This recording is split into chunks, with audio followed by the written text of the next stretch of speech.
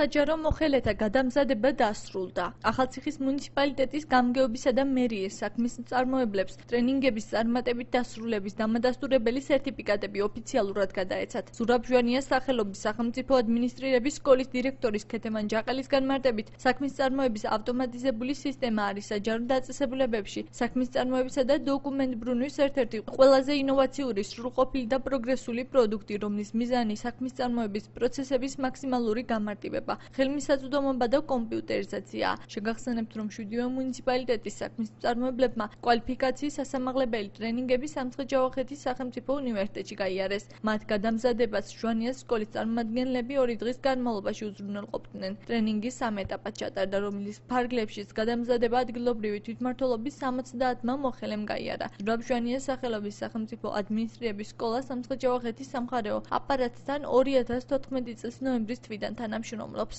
ძალიან კარგი წამოწყება იყო, რომელსაც კოორდინაცია გაუკეთა სამცხე-ჯავახეთის გუბერნიამ და თავად გუბერნატორი იყო ამ ყველაფრის ინიციატორი და მე ვთვლი, რომ ძალიან კარგი წამოწყება და კარგი მაგალითია იმისი, თუ როგორ უნდა ითანამშრომლონ სხვადასხვა სტრუქტურებმა და აკეთონ საერთო საქმე. ეს არის მოქნილი პროგრამა, უშუალოდ ხელმძღვანელს მენეჯერს შეუძლია უყუროს ონლაინ რეჟიმში თუ რა მდგომარეობაში ესადო ის კორესპონდენცია და გაუწიოს კონტროლი და შესრულების ხარისხი უფრო იქნება ამაღლებული, ფიზიკურად პოსტის გადატანის დრო იქნება დახარჯული ამ პროგრამების მეშვეობით. ეს არის ძალიან მისასალმებელი და ძალიან საჭირო და დროული, მე ვფიქრობ, იმიტომ რომ მოხდა ჩვენ შემთხვევაში მაგალითად მუნიციპალიტეტების გაყოფა, ახლად ჩამოყალიბება, გავლა ტესტირებების და შემდგომი ეტაპი ნამდვილად დროული და მიზანმიმართული იყო, მე მიმაჩნია.